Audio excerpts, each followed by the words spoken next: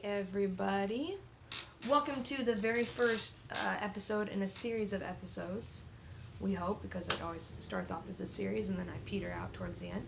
But this is for real, I'm no joke, this is all serious. The first episode of the Story Behind the Song series. And I asked you guys today on Instagram what song you want to hear, what the story is behind it, or explaining the lyric, that kind of thing.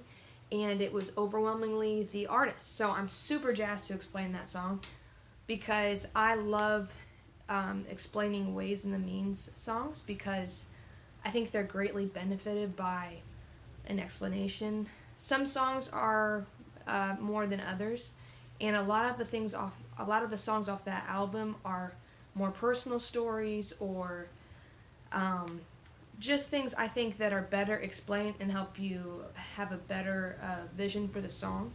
And so I'm really excited to do that, and I'll go ahead and explain the song and then I'll play it, and I hope it is super fun for you guys. So if this is cool, please, all the YouTube stuff, I've been watching YouTubers trying to get my stuff down, like, subscribe, all that stuff really does let me know if you guys want more of this stuff or if you don't, and that helps me, choose where to spend my time. So anyway, The Artist. The Artist is off of the album called The Ways and the Means, and that specifically is talking about the ways and means that God uses to sanctify us, and specifically within that, I was thinking throughout the album of Him withholding good gifts. And how do we look at a good God who's both good and all-powerful? How do we deal with Him withholding good gifts from us? And so with the song The Artist, each of the songs has God in a particular role in His relationship to us. So one's called the gardener, the artist, the surgeon. And so, of course, if God is the gardener, then we're the things He's working with. If He's the artist, we're the art.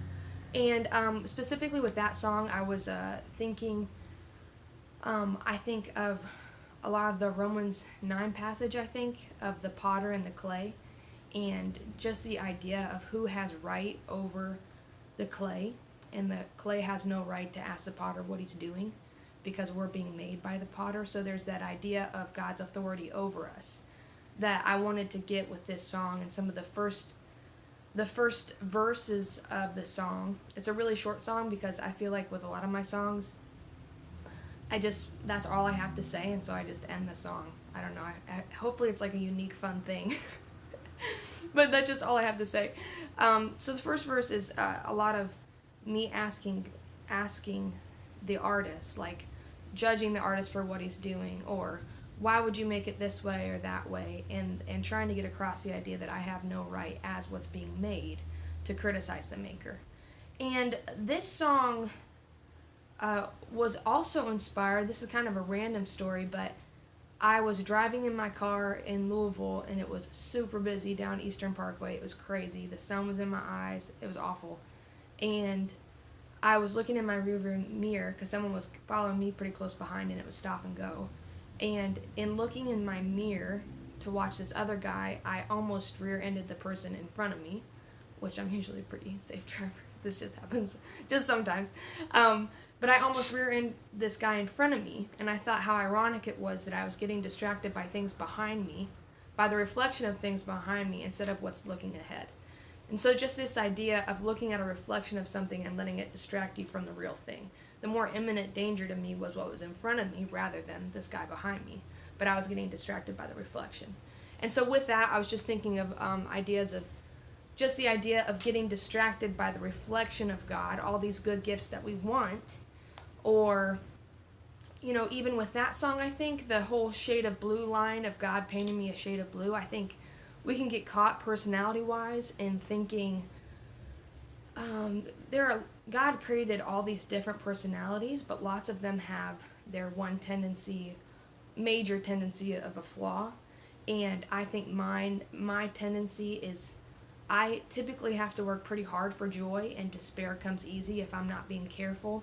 I drift towards despair, and I think the benefit of that is being what I think is a deep thinker and going through all these things, but that despair thing and just questioning God, like, why did you make it so that I have to work so hard for joy? This makes no sense. Like, I'm working hard, you're not giving me this, all these things.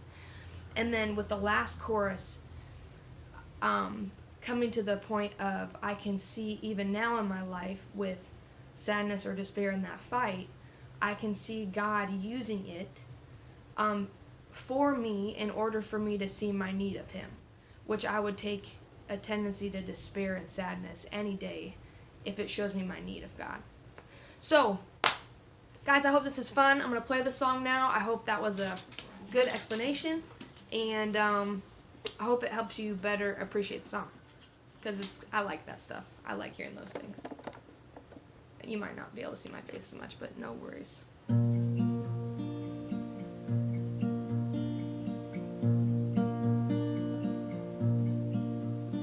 On the day I met the artist, like medium that speaks to man, I said, please reveal your glory. And as the paint drips from your hand, use the brightest of the pigments, the most beautiful of hues.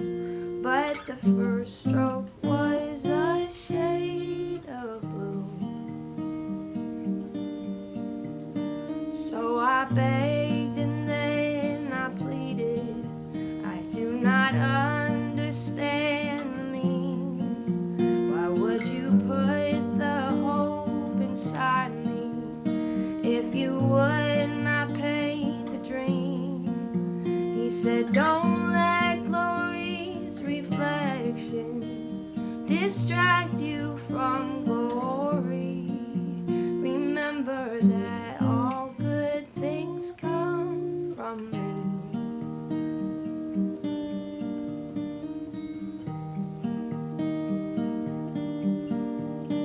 As I watched, his hand was steady, and I found myself in awe. For as I stood back from the painting, it was not of me at all. And the darker shades he painted, the ones that I had asked for not, had put me in the shadow of a cross. Had put me in the shadow of a cross.